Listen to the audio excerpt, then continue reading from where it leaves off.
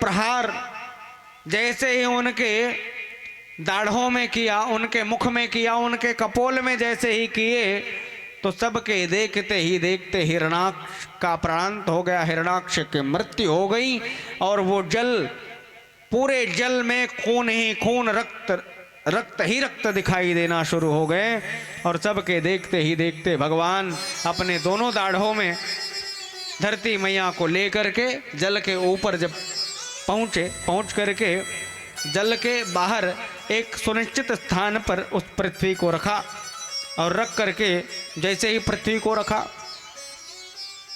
ब्रह्मा आदि देवताओं को सबको जब पता चला ये और कोई नहीं, ये साक्षात नारायण के अवतार भगवान भक्तों की भाव की रक्षा करने के लिए, जनमानस की रक्षा करने के लिए, हम सबके हृदय की रक्षा करने के लिए, भावना की रक्षा को करने के लिए समय समय पर परमात्मा मोहिनी अवतार धारण करते हैं। समय समय पर कच्छप अवतार धारण करने वाले महापुरुष यज्ञ नारायण भगवान आज भक्त की भाव की रक्षा करने के लिए सुअर के अवतार को ग्रहण किए हैं। ऐसी दीन वत्सलता भगवान के, ऐसे भक्त वत्सलता भगवान के सब लोग जय जयकार की ध्वनि से ये पूरे आसमान वातावरण गुंजायमान होने लगे। देवतागण दुमदुमी बजाने लगे, फूलों की वर्षा होने लगी। बोलिए वाराह नारायण भगवान की। वाराह माने शुकर, भक्त की भाव की रक्षा के लिए हमारे नारायण सुअर बन के आए ना, वाराह बन करके आए और जल के ऊपर धरती को सुंदर सुनिश्चित स्थान पर स्थापित किए हैं। और स्थापित करने के पश्चात भगवान अंतर्ध्यान हुए। महाराज मनु और महारानी शत्रुपा, ये दोनों में गरस्त जब हुआ, सुंदर गरस्त प्रारंभ जब हुए, खूब प्रेम रहा। तत्पश्चात उनके प्रेम से 2 पुत्र और 3 कन्याओं का जन्म हुआ। पुत्रों का नाम प्रियव्रत और उत्तानपाद था। उनकी बेटी का नाम, 3 बेटी हुई थी। एक का नाम आकुति, जिनका विवाह रुचि प्रजापति के साथ में हुआ। एक देवहूति, जिनका विवाह कर्दम जी के साथ में हुआ। एक प्रसूति, जिनका विवाह राजा दक्ष के साथ में हुआ, जिनकी 16 कन्याएं हुई। 14 कन्या धर्म को ब्याही गई, 2 कन्या अग्नि को ब्याही गई। एक कन्या का नाम स्वाहा देवी, एक कन्या का नाम स्वधा देवी, और एक जो सबसे बड़ी कन्या 16वें नंबर की, सबसे बड़ी जो कन्या थी, उनका नाम सती देवी, जिनका विवाह भूत भावन भगवान भोलेनाथ से हुआ। महाराज मनु और महारानी शत्रुपा के प्रियव्रत और उत्तानपाद नामक जो पुत्र हुए, उनकी कथा को करने से पहले श्री सुखदेव स्वामी जी ने आकुति की कथा को कहने का प्रयास किया। परंतु श्री देवहूति जी के बारे में, जैसे ही देवहूति का विवाह कर्दम जी से हुआ, ऐसे श्री सुखदेव स्वामी जी ने राजा परीक्षित को बताने का प्रयास कर ही रहे थे। तब राजा परीक्षित चौंक गए और कहने लगे, महाराज कर्दम का भी विवाह होता है? कर्दम का भी विवाह होता है? हम तो ऐसा कभी सोचे नहीं थे, कभी समझे नहीं थे। कर्दम, कर माने क्या होता है? इंद्रिय, और दम माने दमन करना, नाश। जिनके इंद्रिय नाश हो जाए वो कर्दम है। और जब वो इंद्रिय को अपना नाश कर चुका है तो विवाह फिर कैसे किया, क्यों किया? विवाह के पश्चात क्या हुआ महाराज? बड़ी कृपा होगी, बताने की कृपा करें। तब कहा, एकदा कर्दमो दमो विंद्रिया तास्वान् तपश्चर्या कुरुरलब्धवान्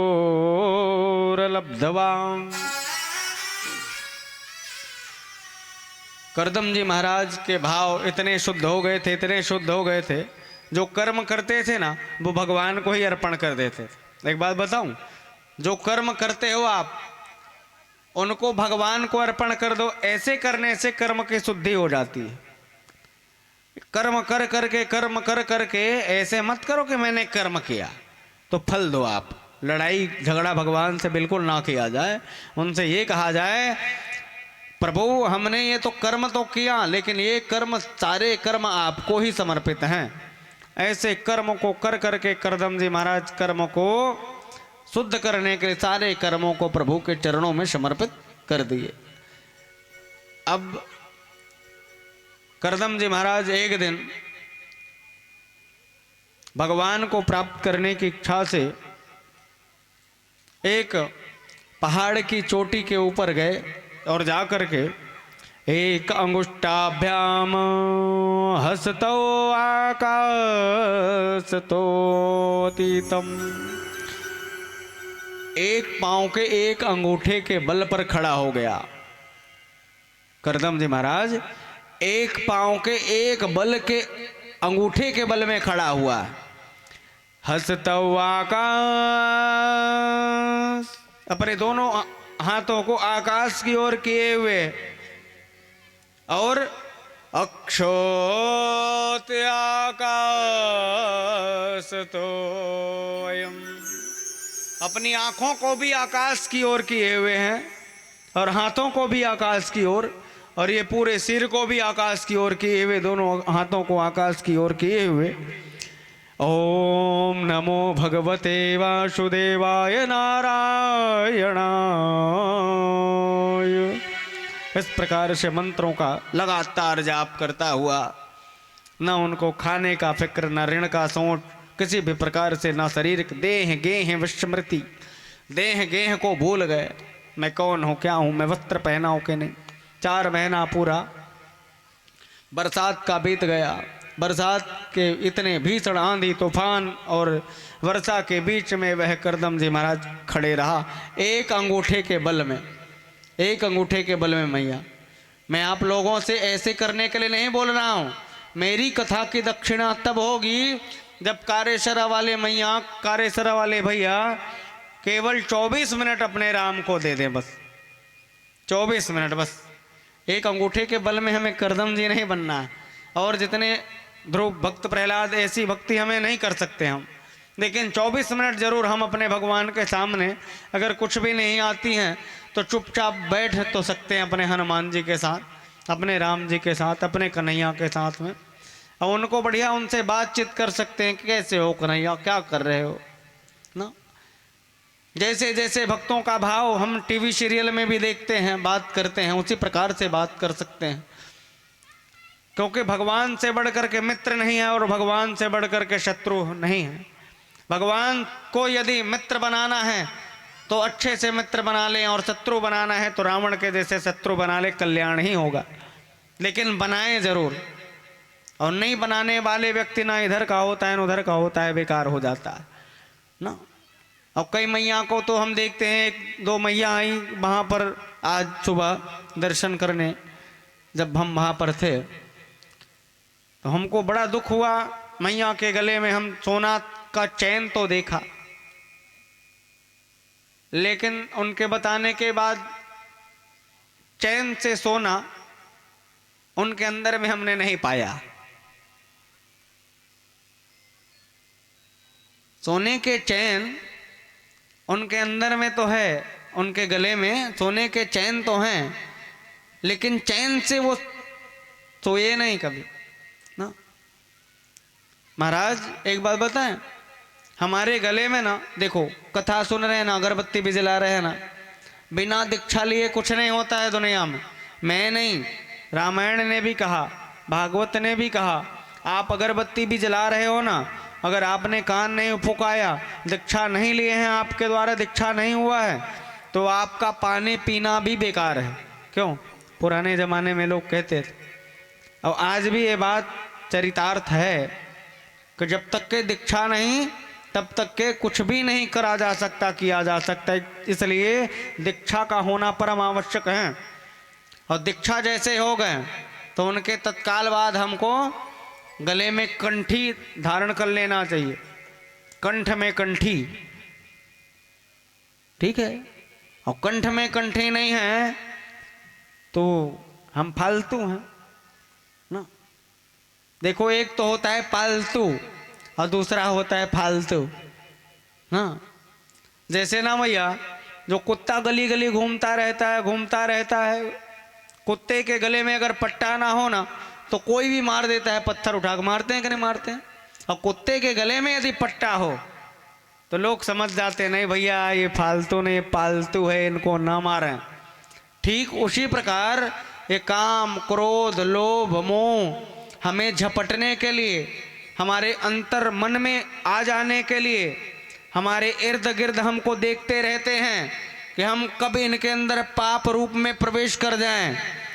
उनको जब लगता है कि ये फालतू है, इनके गले में पट्टा नहीं है तुलसी वाला या रुद्राक्ष वाला, उनके गले में पट्टा नहीं है, तो काम, क्रोध, लोभ, मोह, जिस प्रकार से लोग कुत्तों को पत्थर से मारते हैं, ठीक उसी प्रकार काम, क्रोध, लोभ, मोह आकर के हमारे सिर में पाप बन करके बैठ जाते हैं जब हम फालतू रहते हैं तब। और जब इस गले में कंठी हो जाती है ना अथवा रुद्राक्ष हो जाता है तो पाप को भी लगता है अरे ये तो मेरा बाप है, ये फालतू नहीं, ये तो पालतू है अपने कन्हैया का। इसलिए मैया रुद्राक्ष का होना, तुलसी का होना और दीक्षा का होना, शिक्षा का होना, कान का फुकाना परम आवश्यक है। ये दैनिक दुनिया का शुरुआती मंगलाचरण है। और जब तक के इतना नहीं किए हैं ना तो हमको तो बैठने का भी अधिकार नहीं है भागवत की कथा में। एक बात बताएं, वृंदावन कितने बार गए हो? वृंदावन गए हैं? क्या बहुत खड़े करो ना हाथ। वो मैया गई है, आप सब लोग खड़ा हो, जितने लोग गए खड़ा कर दो ना। नहीं गए हैं? एक बात बताएं, नियमतः हम आप लोगों को बता भी देंगे, दिखा भी देंगे। और हम तो ये कहते हैं कि आप लोग देखें, आएँ, क्योंकि देखेंगे आएंगे तो और ज़्यादा बल बनेगा, विश्वास होगा और हम धर्म के कार्य को आगे और करेंगे और करने में हमारी सक्षमता आगे बढ़ती जाएगी। कोई भी व्यक्ति हो ना मैया, 7 बार जो वृंदावन गया हो, ध्यान पूर्वक सुनिए, 7 बार जो वृंदावन गए हों, 7 रात्रि कृष्ण जी के जन्म स्थली की भूमि में वो सोया हो, वो व्यक्ति को ही रास लीला सुनने का अधिकार है, अन्यथा नहीं है। ये मैं नहीं कह रहा हूँ, श्रीमद् भागवत महापुराण में लिखा है। इसलिए आपको मानना चाहिए, क्योंकि आपके गांव में एक एक व्यक्ति विद्वान है, मुझे पता है। मैं अभी से नहीं, बचपन में 1-2 बार ऐसे आया हूँ। तब एक पौराणिक महात्मा जी ब्राह्मण देवता यहाँ पर रहते थे, वो खूब विद्वान, हम सुनते तो थे। एक बार दर्शन भी हुआ भैया, पंचराम भैया लोगों के साथ में, और एक भैया जय श्री राम जी जो कि यहाँ भी नहीं है, उन लोगों के माध्यम से, बिहारी भैया लोगों के माध्यम से और भैया लोगों के माध्यम से जब वहाँ पर गए, उनका दर्शन हुआ, खूब प्रेम हुआ। ऐसे भूमि के लोग हों करके यदि हमको कहीं वृंदावन हम ना गए हों और कृष्ण जी से, बिहारी जी से कहीं हम प्रेम ना किए हों, 70 साल के पूरे उम्र बीत गए हैं और जो भागवत की जो मूल बातें हैं उनमें हम अभी तक के अपना प्रमाण प्रदान नहीं किए हैं, तो मुझे लगता है ये अच्छी बात नहीं है। इसलिए आप सब लोग गले में कंठी ना और दीक्षा, और उनके बाद वृंदावन 7 दिन तक। और एक विशेष आप बताएं, हमारा 116वां नंबर का जो भागवत है वह 15 मई से 22 मई तक श्रीमद् भागवत महापुराण 116वें नंबर का जो भागवत है वह वृंदावन की पावन भूमि में हमको कहने का पहली बार ये सौभाग्य हमको प्राप्त हो रहा है हमारे शिष्यों के द्वारा और आप सब लोगों के आशीर्वाद से। इसलिए मैं चाहूँगा कि आप सब लोग भी चलें खूब, और हम गारंटी देते हैं वहाँ से आप धन लेकर के तो नहीं आएंगे, लेकिन वास्तव में जो प्रेम है वो लेकर के जरूर आएंगे, क्योंकि वृंदावन की भूमि में 7 रात्रि रहने का एक अलग ही फल है जो कि भागवत महापुराण में लिखा है। मेरा बोलना झूठ हो सकता है मेरे मैया, परंतु भागवत में लिखा ये झूठ नहीं हो सकता। इसलिए आप सब लोग अब हमारे साथ भी चलना भी आवश्यक नहीं है, आप अकेले भी जा सकते हैं, लेकिन 7 रात्रि आप वृंदावन में काटें, तब रास बिहारी के रास लीला को सुनने का हम सबको अधिकार जो है वह प्राप्त हो। बोलिए श्री वृंदावन बिहारी लाल के जय हो। श्री सुखदेव स्वामी जी ने बताया कि राजा परीक्षित एक अंगूठे के बल पर दोनों हाथों को आकाश की ओर किए हुए, दोनों नेत्रों को आकाश की ओर किए हुए करदम जी महाराज तपस्या कर रहे हैं। महाराज यहां तक के कहा गया कि करदम जी महाराज के 1000 वर्ष व्यतीत हो गए। करदम जी महाराज के शरीर के जो में दीमक लग गए। दीमक के बाद तो महाराज जो पिपिलका का अर्थ होता है चींटियां उनके शरीर को खाना शुरू कर दी हैं, मांस को खाना, रुधिर माने रक्त को पीना शुरू कर दिए, फिर भी वो टस नहीं हुआ, तपस्या करता रहा निरंतर। तपस्या करते करते महाराज केवल हड्डी का ढांचा जब बचा, भगवान नारायण ने देखा ये तो मेरा अभूतपूर्व भक्त है, इनके जैसे और भक्त कोई नहीं। भगवान तत्काल चले गए और भगवान जाने के बाद वहाँ उनके कपोल को अपने शंख से जब छुआ, स्पर्श किया, तो करदम जी महाराज हष्ट पुष्ट हो गए, नवयुगल देह को प्राप्त हुआ। श्री करदम जी महाराज भगवान को 10 श्लोकों से प्रणाम किया, निवेदन किया। श्री नारायण जी ने पूछे कि करदम क्यों तपस्या किया बेटा, इतनी बड़ी तपस्या करने का कारण क्या है बताओ। तब करदम जी हाथ जोड़ लिए और हाथ जोड़ करके कहने लगे, प्रभु मुझे एक सुंदर पत्नी की आवश्यकता है। जैसे ही पत्नी का नाम भगवान ने सुना, भगवान के नेत्र से एक आंसू की धारा गिर पड़ी, एक आंसू की बूंद गिर पड़ी। आज भी बिंदु सरोवर नाम से एक आंसू के जो बूंद हैं वो सरोवर नाम से वहाँ पर विख्यात हैं।